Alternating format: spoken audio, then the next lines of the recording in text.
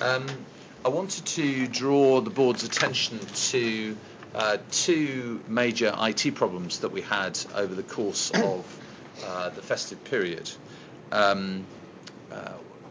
One relating to our frontline delivery service through the CAS application, and the second, a serious email failure which affected about 390 people. Those two caused quite some disruption to the organisation. In the front end service, we had to revert to paper contingency plans. Anyway, we've had quite a post-mortem with our IT supplier, Clinical Solutions, and I have to say that latterly they have responded well and are determined to ensure that the problems that we saw over Christmas, which were attributed to the busyness of the service, that those do not reappear when we have our next very busy period, which we would anticipate being in Easter. So we're working on Project Easter, or Project Busy Easter, to ensure that we are making adequate contingency plans in the event of being more than exceptionally busy. We are proceeding with co-location of some of Clinical Solutions staff, both here at headquarters and in, as it were, in the engine room of the organisation at Wakefield, so that there is no gap between their understanding and our understanding of the situation that we're dealing with, and that we can improve the timeliness and appropriateness of responses. There's nothing more to add. Alan, you? I think that covers it Okay. just fine then. Yeah. It's a point of detail, and it may be a question that's better for the private sessions, so you can advise me, Nick, but I wonder what the contractual position is for the loss of the email service. Are there any financial penalties? If I may, I'll leave that, because it does. I don't particularly want to discuss that in full public view, because I think we're best served by not having our contractual position open to scrutiny in that way. So we might pick that up in the private. If that's okay, yeah. Yeah, let's do that. Okay, too.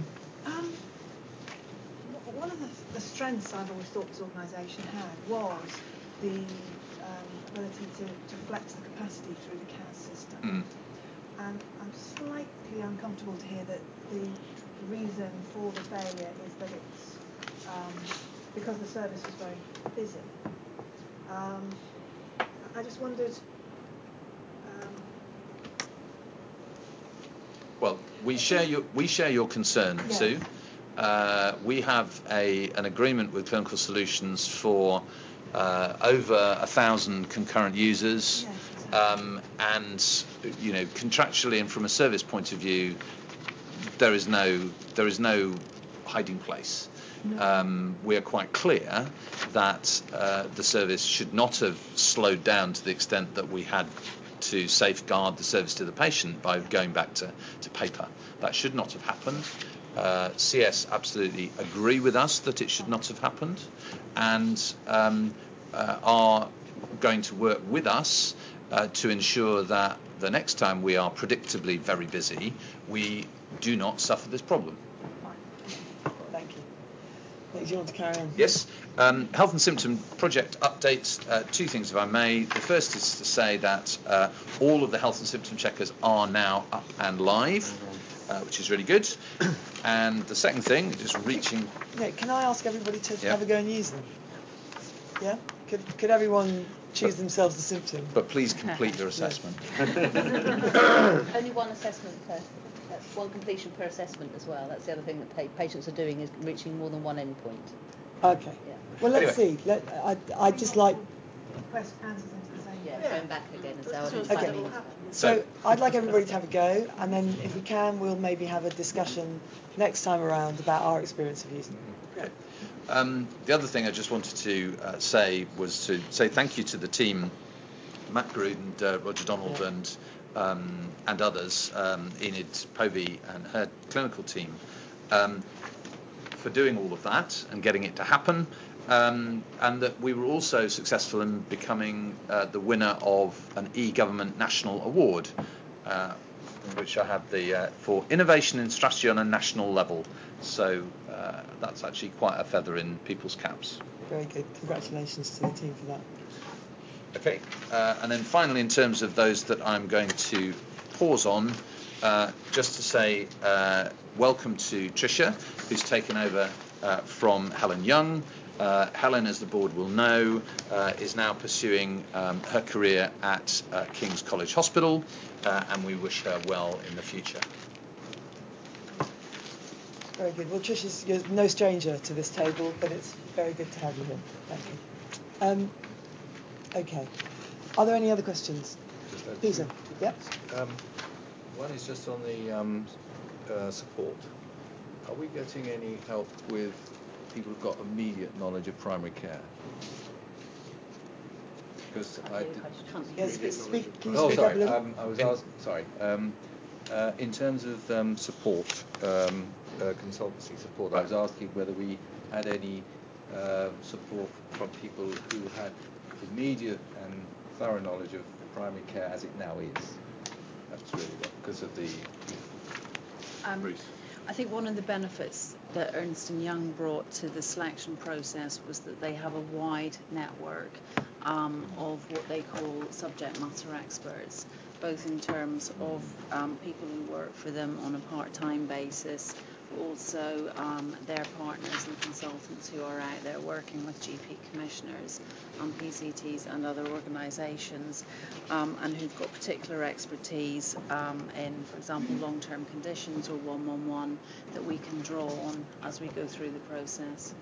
I'm just quite keen that whatever support we get has sort of internal knowledge of the psyche of the way practice-based commissioning is developing, because I do know it's not what I expected where I am. That's all I can say, and therefore there are some surprises in it, in my opinion, which this hopefully would enable you to get those experiences. That's really what I'm about. Okay, Brian, I don't know if you want to say something about that. No, well, you'll see in the paper that Catherine has prepared later around our engagement with primary care, we do mention, for instance, the non-executive directors who have a particular insight. Why don't we come to that? Because my sense of that paper is that it was about what we've been doing to get out there, and I would have thought the next step from that is to bring back what we're learning from what we're hearing, and that's something we don't have time to do today, but maybe we could check that, and then that would help us, I think, answer Peter's question about are we getting the right support to really, whether it's our own people or external support, to really understand the dynamics of the way that the GP consortia are developing. 2 points. Tim, I saw first, and then Ruth. On the clinical solutions problems, and fully agree we want to avoid the commercial issues, but and the support they give us does match our difficult working conditions across extended holiday periods. Was there any of these problems due to the fact that they were skeleton manned? I don't believe so, no. You don't believe so? No. So we've got a good match of requirement against their availability. Yeah, I don't have worries on that front. Okay, and you're happy about it taking a month for us to get to the root cause? Not at all, no. No. Okay. Thank you. I think two things I'd say on that. Firstly, I think there were some sort of lead indicators that we may be at risk. Yeah. Okay. And for issues of communications both within clinical solutions and between clinical solutions and ourselves, we did not adequately respond to those lead indicators. Okay, thank you. Just have Peter, one other yeah. point. Sorry, then we'll go. Ruth, haven't forgotten you. I'll try and speak up. The new training opportunities, I just want to say how exciting and great this is, because when I was out with the Chief Operating Officer recently, it was quite clear that people did have aspirations to develop and this is entirely the right sort of thing that we should be supporting.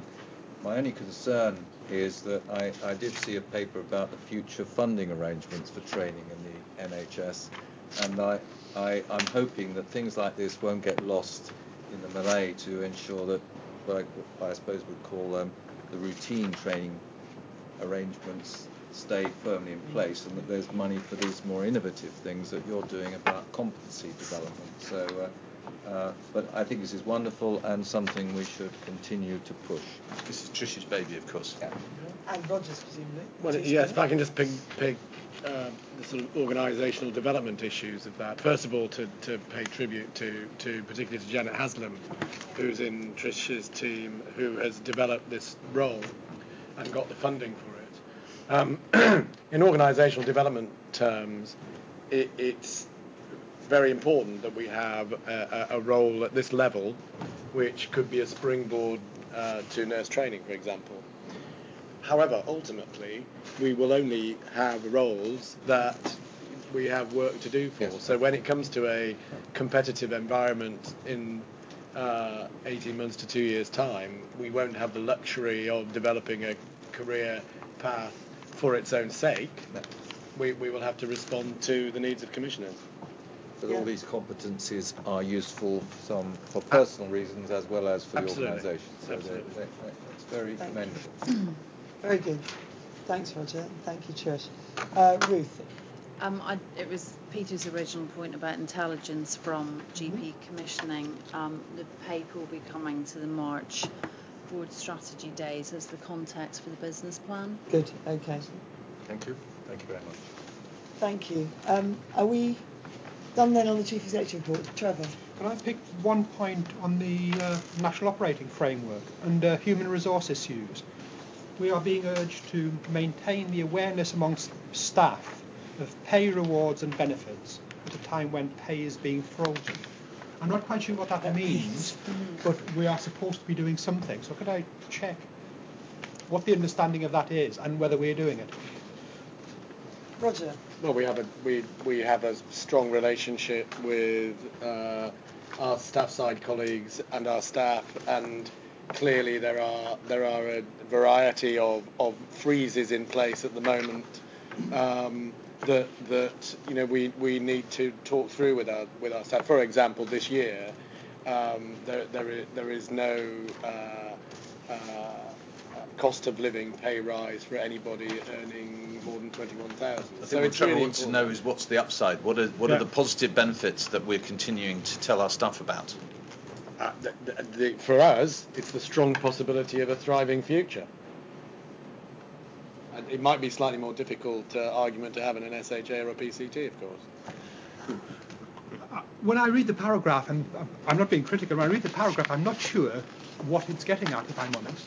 Raise the awareness of staff about pay, rewards and benefits when pay is frozen. I'm just struggling to understand. Well, I think that might come into staff well-being. So maybe I'm assuming that we can meet that rather elliptical and opaque requirement through our Great Place to Work initiative. I think it might be subtext for that you've still got a job. And it's not just needed. I think my reading of it was that it was much broader, that there are still benefits of working for the NHS. There are still benefits in terms of the work that we do more generally. And the pay is one of those, but there are other aspects, and I think it does absolutely pick up in Roger's paper, which I hope we'll have a good discussion about making this a great place to work rather than a place you come just to get paid the same amount as you got paid last year. Very good. Thanks for that.